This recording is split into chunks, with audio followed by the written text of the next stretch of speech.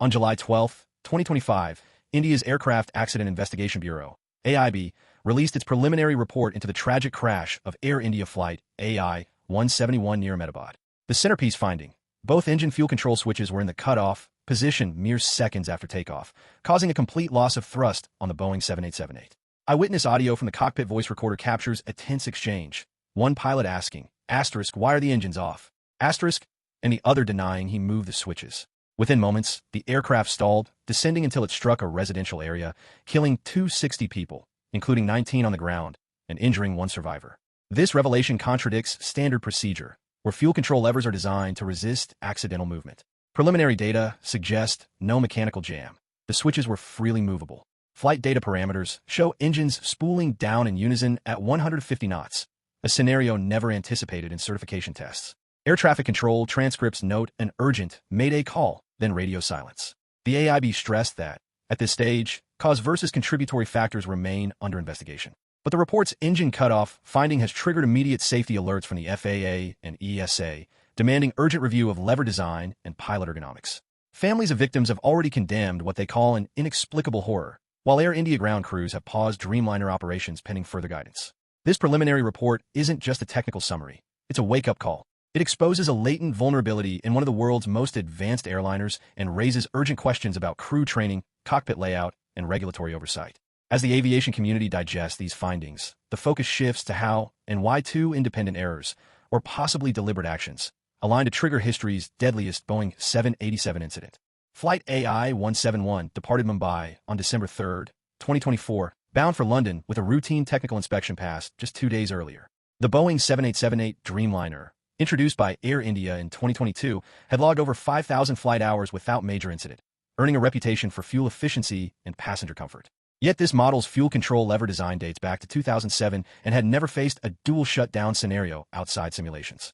In 2018, the FAA issued an advisory urging airlines to retrofit a guard around the fuel control switches after reports of unintentional lever movement during turbulence. While several U.S. and European carriers complied, Air India reportedly opted out, citing cost and low risk.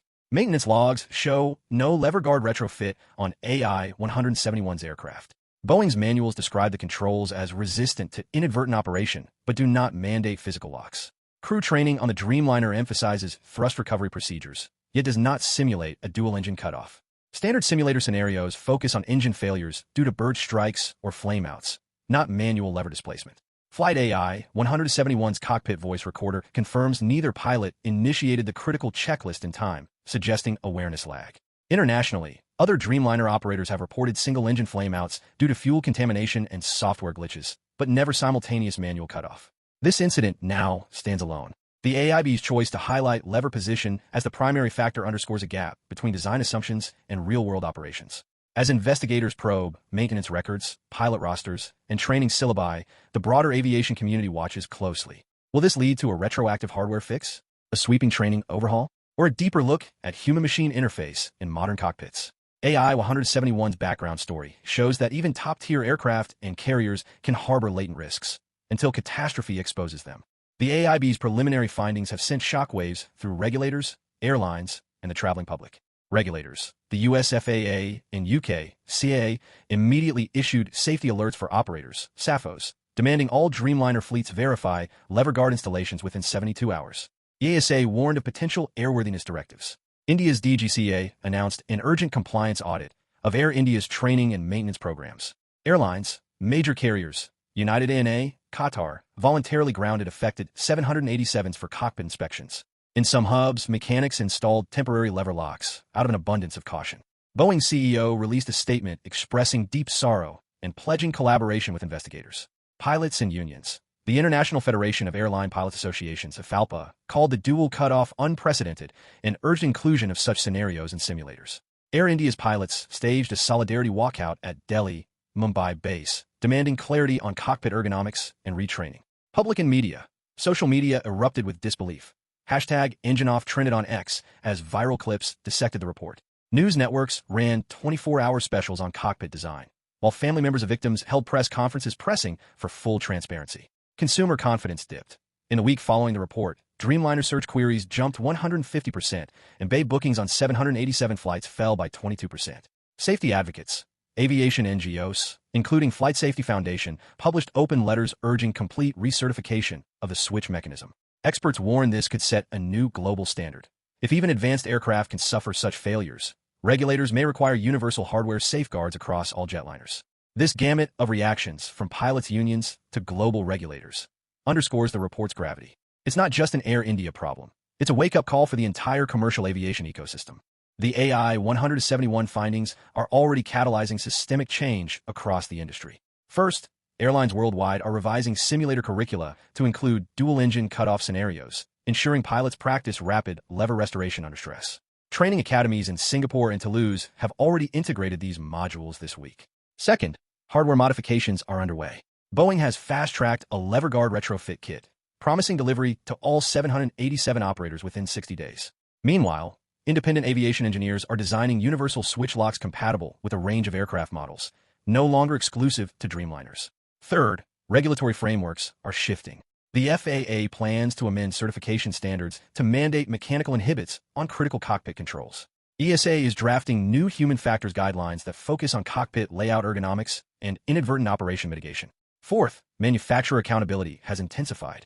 Boeing's board has formed a special oversight committee to review design approval processes, while Air India's parent company has committed $50 million to safety upgrades across its entire fleet, including new cockpit audit software. Finally, passenger advocacy is reshaping airline transparency. Consumer rights groups are demanding that carriers publish quarterly safety drill metrics and cockpit safety check compliance rates. Some frequent flyer forums have begun sharing cockpit safety ratings alongside traditional comfort and punctuality scores. These 5 ripple effects, training, hardware, regulation, manufacturer oversight, and consumer transparency, are converging to elevate aviation safety protocols globally. AI 171's preliminary report may be grim, but its legacy could be an industry far better prepared for the unexpected. Catastrophes often spur progress, and AI 171's crash report is no exception. At 260 lives lost, the gravity is undeniable, but the real measure of justice lies in prevention. The aviation community now faces a pivotal question: how to institutionalize these lessons so no crew or passenger ever endures this again. First, design philosophy must evolve. Cockpit controls once deemed intuitive are now under scrutiny.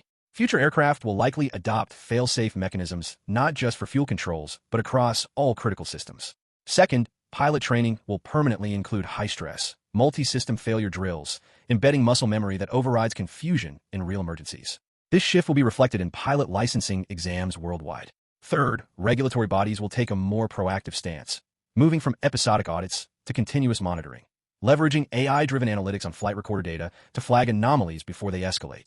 Fourth, airline operators must embrace a culture where safety upgrades aren't optional line items, but non-negotiable investments.